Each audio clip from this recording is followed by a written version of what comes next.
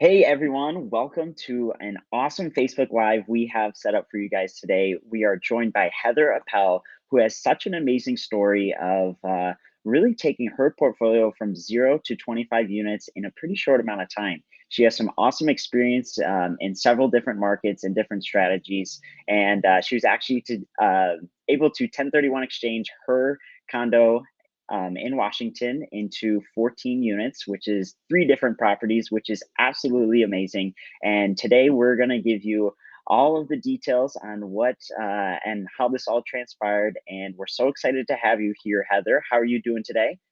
I am great. Thank you for having me. Of course. So I would love if you could just start us off with telling us a little bit about how you kind of got interested in real estate, as well as what were some of your initial thoughts out of state investing.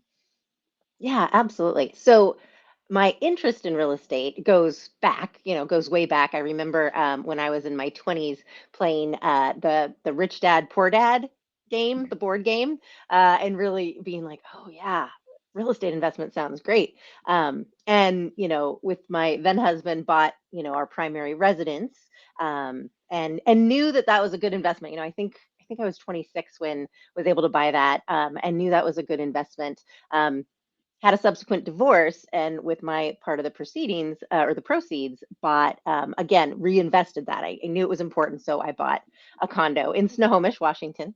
um, and you know for a long time, I actually rented that out. I bought it, and then about 6 months later I ended up moving and I rented it out. And it didn't make a lot of money. It made like 50 to $100 a month, but not only was I confident it would appreciate, but I also, it was a little bit of a plan B, in case things didn't work out. It was someplace I could always go. So then Yes. flash forward, to 2019, where I started to have, a little bit more capital and really wanted to get into investing more.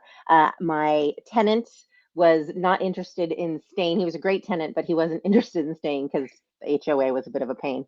Um, and so I knew that I was going to, sell that and have gains, and so I would finally have an opportunity to make some moves that I hadn't been in a position to make before. Well, that's awesome to hear, and moves you definitely made, that's for sure. And I'm excited to dive in. And if you guys are do have any questions or want to ask Heather anything about her journey, feel free to put it in the chat box. We do see these comments live, so I'll try my best to ask them to Heather for everyone. So let's not take any more time and let's dive right in. So, can you tell us a little bit about your first property and kind of what you learned, maybe how much you purchased it for? And anything else that you think an investor getting their first property would like to know as well. Absolutely. So my first property, I learned many things, and pretty much none of them I would do again. I would I would do all of it differently. So my first property is a single family residence in St. Louis, and I bought it with cash. I would probably not do that again. I personally probably wouldn't do St. Louis again. It doesn't really match what my like now that I've refined my criteria, it doesn't really match what they are. I bought it through Roofstock, which wasn't a negative experience. It was easy. And I ended up using a Roofstock recommended property manager. And it is, I bought it for $50,000. And there's a Section 8 renter in there. And so, none of those things are bad, but now that I'm a little bit more experienced and I've refined my strategy a little bit more, um, they don't necessarily align. The one thing that that property really helped me realize is how important a good team is. Roofstop was very transactional. It was easy, but there really wasn't any guidance. There wasn't any advice. There wasn't any expertise on the market, or investing. The property management company, that times 10. So if anybody has a good property management company in St. Louis, let me know. Um, yeah, so that one was interesting, and I think it was right about this time. Like I was either just about to close on it or I just closed on it when, I took a class with Jennifer, and as we went through the days and I took my notes, I'm like, oh yeah, I shouldn't have done that. Oh yeah, I shouldn't have done that. But she also said, everything, as long as you learn from everything, you're going to be okay. So I took that to heart in that property and realizing all the things that I would have done differently. Yeah, definitely. And we always say like your first deal never always has to be that home run deal. But the experiences and what you learn from them is so fundamental to your growth on your real estate investing journey. And just a great place to start. So even though it wasn't maybe the best property right now, I'm sure yeah, just looking back, you've made a lot of different changes and strides on your journey um, from that experience. So that's amazing. So we know your first property was that single family home in St. Louis. Do you still currently own that or did you I sell do. it off? Nope, I still own Awesome. it. hmm Great. Okay. I bought that So two now years we, ago. wow, awesome. Yeah. Awesome. So we have that St. Louis property. Now let's transition to your second property because I believe this is where kind of things kind of go on the rise here for you with this 1031 exchange. You want to tell us a little bit more about that? Yeah, so absolutely. So I mentioned earlier that I had bought a condo in Snohomish and had just rented it out for years and years and years. And then, my tenant had given me like 6 months of notice. I knew he was going to move out, and so it was. Do I keep renting it? And this was, right around that time when I was taking that class and started to understand, okay, I have a lot of equity in it. It's doubled since I bought it. The cash flow is low. Like, is this really the best use of my investment? And so my partner and I decided to renovate it. Now, I mentioned my tenant had given 6 months notice, and he moved out at the end of February 2020. So, we had these grand plans of renovating it really quickly, getting it on the market, and we all know what happened around that time. And so, yeah, between supply chain issues, I mean, I remember we were like, with the lockdown, and it was really significant at first. Like, we weren't even sure we could go work on the condo, and vendors replacing carpet and things like that. Like, it was really an adventure. So it took more time and more money than expected. But when we did get it on the market, we got above asking offer within 3 days, and it actually ended up selling. It was the first condo in that size in that complex that sold for above $300,000. So we were really proud of that. And there was nothing in the inspection. Like, we were really proud. It was our first renovation, and everything went well.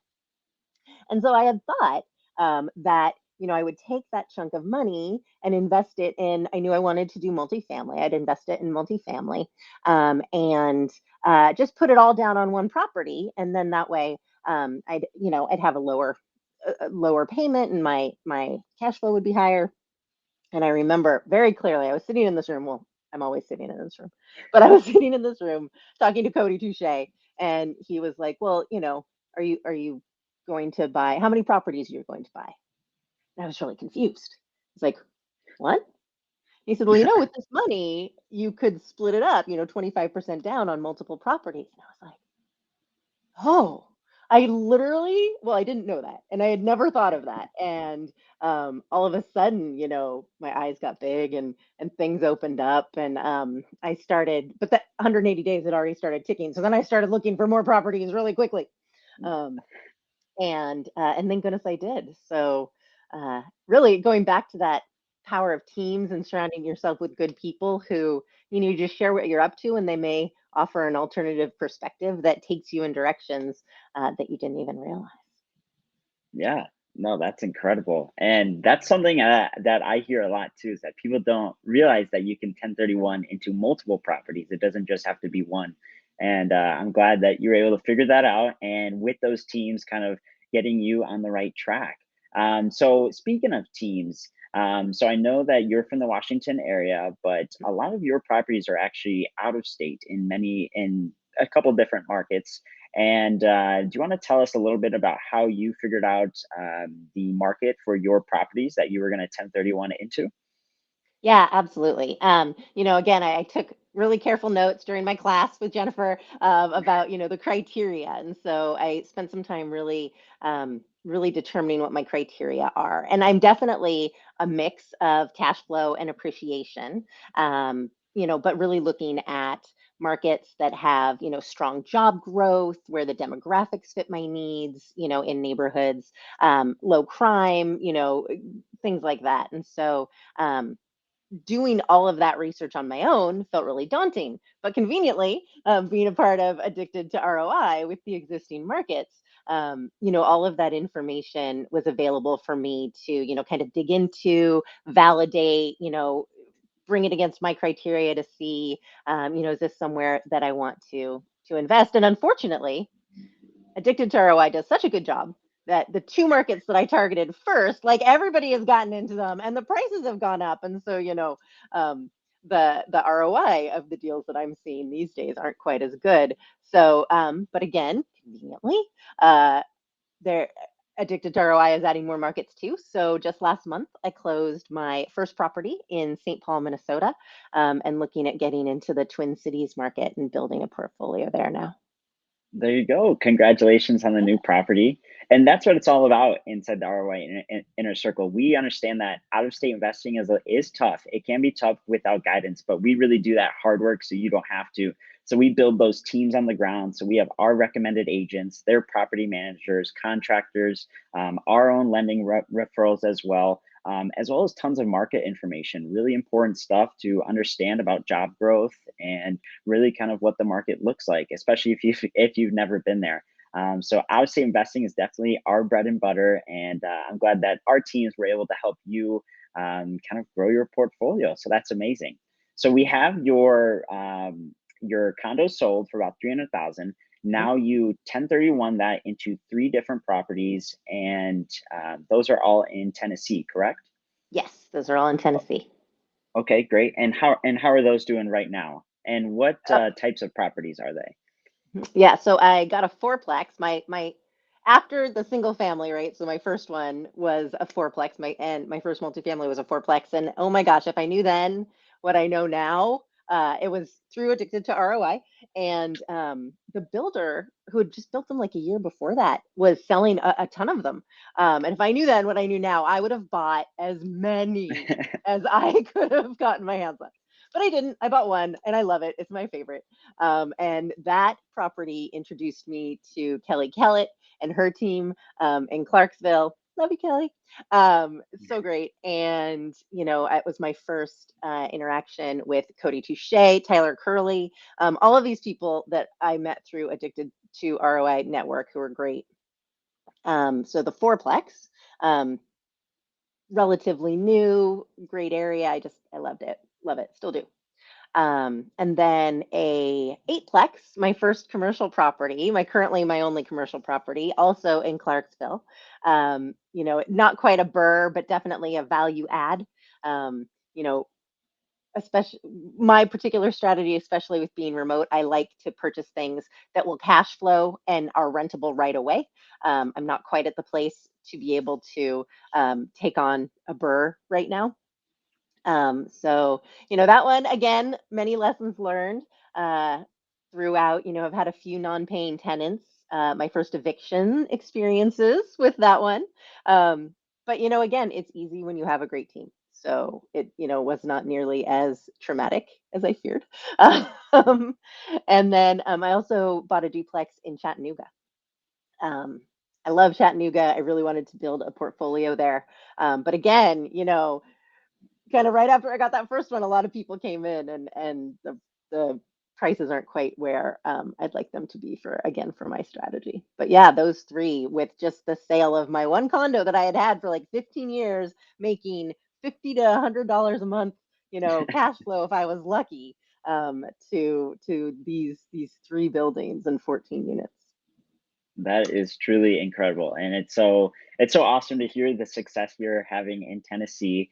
And I know that this 1031 exchange added 14 doors to your portfolio, but I know overall you have about 25 doors. Mhm. And so I was wondering if you could touch on maybe how you kind of what you may have learned from that 1031 and some of those properties now going and adventuring into a couple of different markets.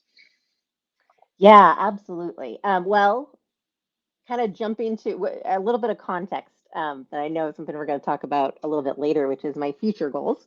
Um, one of my goals, one of my big goals, one of my driving goals, is to be able to leave my W-2 job on March 1st, 2023. And there's reasons for that date, but March 1st, 2023, it's my big date. And so, um, at the beginning, I was looking, for lower properties, like around the $250,000 mark, and wanted to, to get more of the lower properties. But again, as I had conversations and I learned, like the 10 conventional loan cap, although I also have it on good authority that that's a little more flexible than it used to be. Um, so then I was like, well, wait a minute. Again, I'm thinking about leverage, right? Well, if I can take one property and turn it into three, if I only get 10 loans, I kind of want them to be big, the biggest ones that I can qualify for. So why use up my spaces on lower level loans?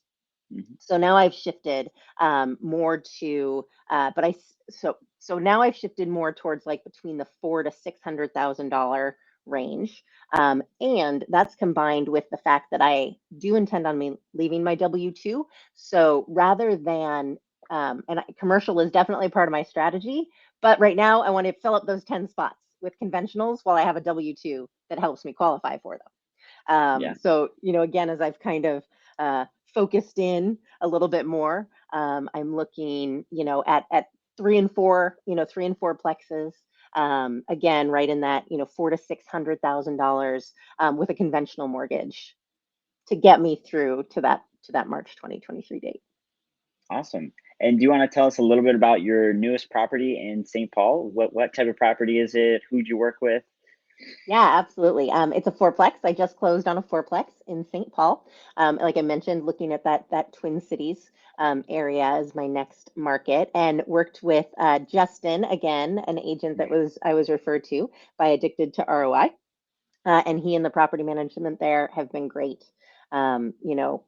A slight aside, I am in the market to purchase a rental property in Las Vegas, and it's not one of the markets. I've gone back and forth, but for a variety of reasons, I'm like, yes, I'm gonna get at least one there. And I got a great referral. That's the great thing.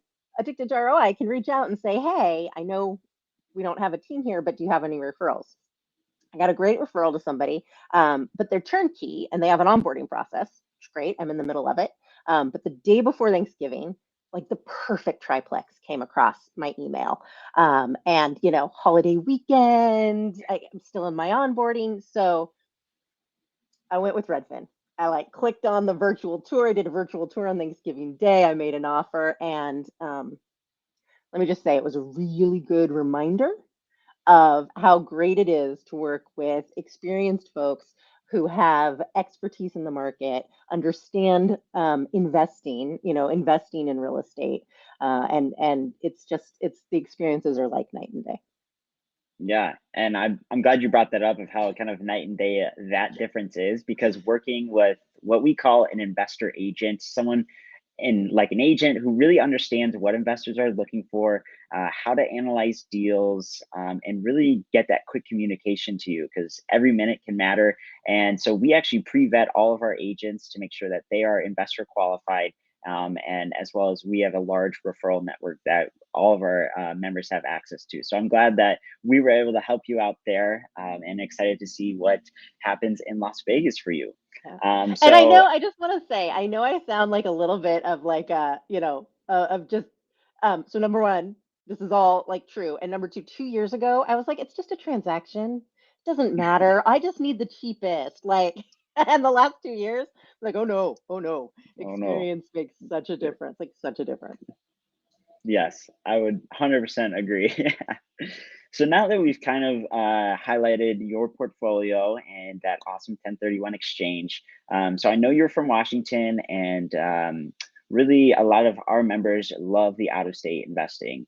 So I was just wondering if you could share maybe some of your initial fears with out of state investing, and kind of how you were able to overcome them. I know you touched on the teams, but what does that kind of communication look like? How do you, I guess, keep going on your real estate investing journey?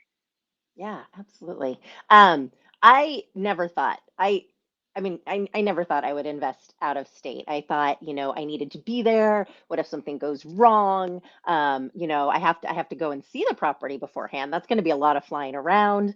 And I was joking earlier that if COVID hadn't happened, that mindset might have stayed fixed. Hopefully not, but it might not have shifted quite as quickly. But every single one of these properties that I've bought in the last 2 years was sight unseen. And so again, that communication, and it can be, via email, via phone. The agents that I work with in the markets where I invest, I like to reach out once a month to once a quarter, depending on what's going on. I did have the opportunity to go out to Clarksville a couple of months ago and meet with Kelly in person, for instance, and see two of my properties, which was awesome. And was just, again, you can absolutely do this remotely. And if you can go out there, in my opinion, and you can might be able to tell I'm kind of a social person, but there's not much of there's no substitution for meeting somebody in person, but it's totally doable. One of the markets I'm in, which is in Killeen, Texas, I don't love the market, although other people are coming in and seem to love the market. I love that team. Like, that team is amazing. Like, I will buy properties there that maybe aren't like quite as great because the team is fabulous. So yeah, email, phone, um, I have specific time in my schedule each week to make sure that I sit down.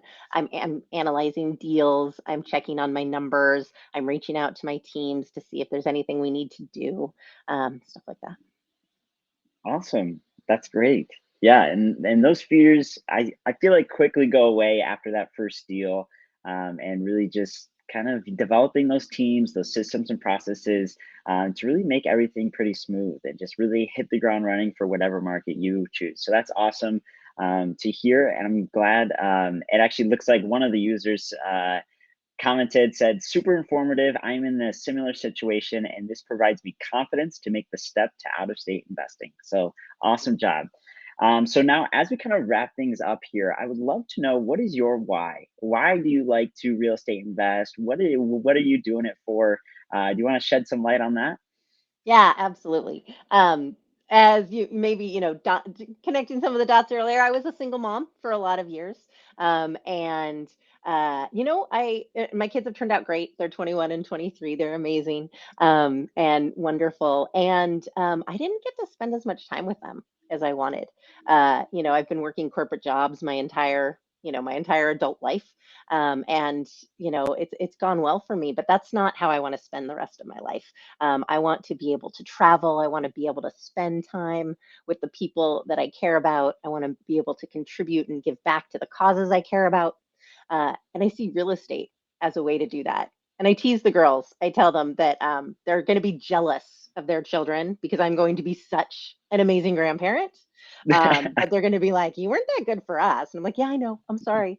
But really, when that time comes and I can wait a really long time, no pressure. Then I really want the freedom to be able to travel and explore. Exactly. And that's what it's all about. This passive income gives you the opportunity to really do whatever you want and live your life. And whether that's spending time with family, traveling around the world, giving back, or all together, that's awesome. That real estate is kind of gives you that ability to do that. So that's awesome to hear. And now, just quickly to wrap it up, what are you working on now? What are your goals? I know you said that you plan to quit your W 2 by March of 2023. But Yep. what are your plans to get there? Do you have anything in the works? Well, I'm looking in Vegas, but I'm Yep, also looking Vegas. in the Twin Cities, and then always looking. So, looking at building my portfolio in my markets when I find the right deals, right? So continuing to look in Tennessee and Texas, even though the numbers have shifted a little bit, but also looking at Twin Cities, for instance, as the new market. I want a few more properties there. The Vegas one, I'm looking probably at a short term or a medium term rental, starting to dip my toe in that. And then, in order again to take up those last, I think I have 4 or 5 remaining spots. for my conventionals. So taking advantage of those. And then once I have more time, again in mid 2023, looking more at commercial as well as more like short-term rentals and things that, in my perception, may take a little bit more time than what I'm doing now. But if you're doing short-term rentals and you found ways to do it that are profitable and don't take lots of time, hit me up because I'd love to learn from you.